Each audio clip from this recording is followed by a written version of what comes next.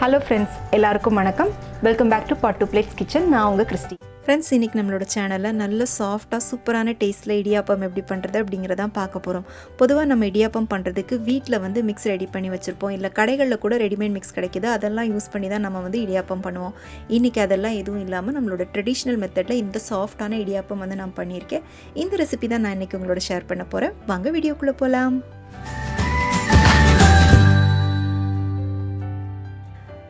இன்றைக்கி இடியாப்பம் நம்ம இட்லி செய்கிறதுக்கு பயன்படுத்துகிற இட்லி புழுங்கல் அரிசி வச்சு நான் உங்களுக்கு செஞ்சு காமிக்க போகிறேன். பொதுவாக நம்ம பச்சரிசி வச்சு செய்வோம். அதை விட நீங்கள் இந்த இட்லி அரிசியில் பண்ணும்போது இடியாப்பமும் நல்லா சாஃப்டாக இருக்கும், டேஸ்ட்டும் ரொம்ப நல்லாயிருக்கும். இப்போ இந்த டம்ளருக்கு ஒரு டம்ளர் அளவுக்கு நான் இட்லி அரிசி எடுத்திருக்கேன். இதை நல்லா கழுவிட்டு ஒரு 2 மணி நேரம் ஊற விட்டுருங்க. நான் ஊற வச்சு எடுத்து வச்சுருக்கேன். இந்த ஒரு கப் இட்லி அரிசியில் பண்ணுற இடியாப்பம் ஒரு 3 பெரியவங்க தாராளமாக சாப்பிட்லாம், அந்த அளவுக்கு இருக்கும். இப்போ குழந்தைங்க சாப்பிட்றதா இருந்தால் 2 பெரியவங்க 2 குழந்தைங்க சாப்பிட்லாம், அந்த அளவுக்கு இருக்கும். இப்போ இதை நம்ம ஒரு கிரைண்டர் இல்லைனா மிக்சியில் போட்டு நல்லா அரைச்சி எடுத்துக்கலாம். நான் கிரைண்டரில் அரைக்கிறேன். இதை அரைக்கும் போதே இது கூடவே இதுக்கு தேவையான அளவுக்கு உப்பு சேர்த்துக்கோங்க. நான் ஒரு 1/2 டீஸ்பூன் அளவுக்கு உப்பு போட்டிருக்கேன். இதை அரைக்கிறப்ப நம்ம நல்லா மையாக அரைக்கணும். இட்லிக்கு அரைக்கிற மாதிரி கொரலாம் இருக்கக்கூடாது, நல்லா மையாக அரைக்கணும். அது ரொம்ப முக்கியம். இப்போ நான் அரைச்சிட்டேன். அந்த மாவை நீங்கள் கையில் தொட்டு பார்க்குறப்ப உங்களுக்கு அது நல்லா வலுவலுன்னு இருக்கணும், அந்த அளவுக்கு அரைக்கணும். இது பார்த்திங்கன்னா அரைக்கிறதுக்கு ரொம்ப நேரம்லாம் ஆகாது, ஒரு 10 நிமிஷத்துலேயே நீங்கள் அரைச்சிடலாம். இப்போ மாவு அரைச்சாச்சு. இதை நம்ம வேறு பாத்திரத்துக்கு மாற்றி எடுத்துக்கலாம். இப்போ மாவு வேறு பாத்திரத்துக்கு மாற்றிட்டேன். இது கூட ஒரு 1/2 கிளாஸ் நான் எக்ஸ்ட்ரா தண்ணி சேர்த்துருக்கேன். உங்களுக்கு இந்த மாவோட கன்சிஸ்டன்சி இந்த அளவுக்கு இருக்கணும், ரொம்ப கெட்டியாலாம் நீங்கள் அரைக்கக்கூடாது. இப்போ தண்ணி ஊற்றிட்டு நல்லா கலந்தாச்சு. இந்த மாவை நீங்கள் புளிக்கலாம் வைக்கக்கூடாது, உடனே நம்ம பண்ணிடணும். இப்போ ஒரு வேளை நீங்கள் இன்றைக்கி நைட்டு மாவு அரைச்சிட்டு காலையில் பண்ண போகிறீங்க அப்படின்னா அரைச்சி உடனே எடுத்து ஃப்ரிட்ஜில் வச்சுருங்க. வச்சுட்டு மறுநாள் காலையில் நீங்கள் ரெடி பண்ணிக்கலாம். இப்போ அடுத்த ஸ்டெப் இந்த மாதிரி ஒரு நல்ல ஒரு பெரிய கடாய் எடுத்துக்கோங்க. முடிஞ்சவரை நான்ஸ்டிக் கடாய் எடுத்துக்கிட்டிங்கன்னா உங்களுக்கு ஈஸியாக இருக்கும். அதில் ஒரு 2 டேபிள் ஸ்பூன் அளவுக்கு நல்லெண்ணெய் ஊற்றிக்கோங்க. நான் அடுப்பு இன்னும் ஆன் பண்ணலை, வெறும் கடாயில் நல்லெண்ணெய் ஊற்றிருக்கேன். அது கூடவே நம்ம அரைச்சி வச்ச மாவையும் ஊற்றிட்டு இப்போ அடுப்பை ஆன் பண்ணிவிட்டு அதை நல்லா கிண்டி விட ஆரம்பிங்க.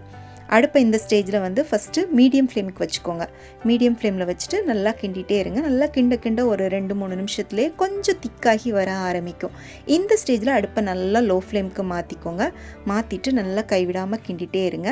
கிண்ட பார்த்திங்கன்னா இந்த மாவு நல்லா பாத்திரத்தில் ஒட்டாமல் எல்லாம் நல்லா அழகாக உங்களுக்கு இந்த மாதிரி ஒன்று திரண்டு வரும். பாருங்கள், நல்லா பாத்திரத்தில் ஒட்டாமல் ஒன்று திரண்டு வந்துருச்சு.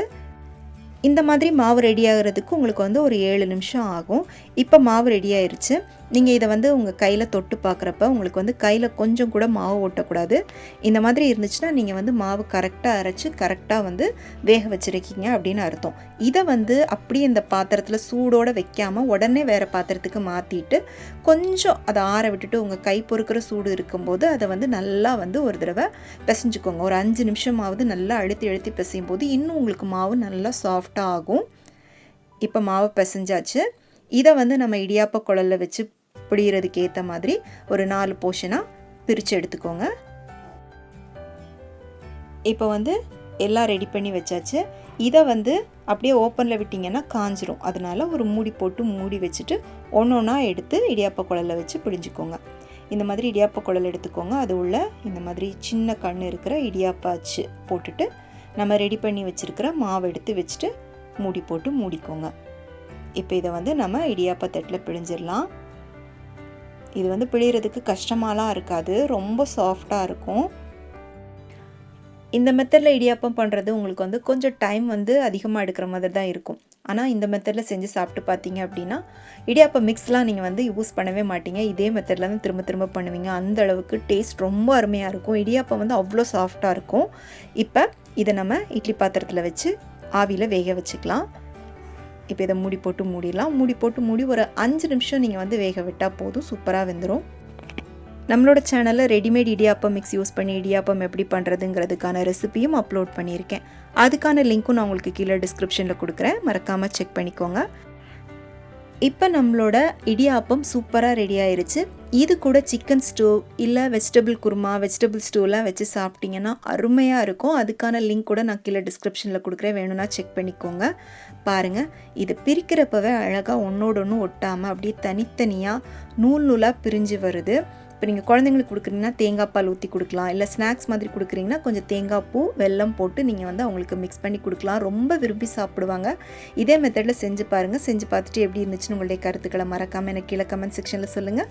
இந்த ரெசிபி பிடிச்சிருந்தா உடனே லைக் பண்ணிவிட்டு உங்கள் ஃப்ரெண்ட்ஸ் அண்ட் ஃபேமிலிக்கு ஷேர் பண்ணுங்கள். மீண்டும் வேறொரு ரெசிபியோடு சந்திக்கிறேன். நன்றி, வணக்கம்.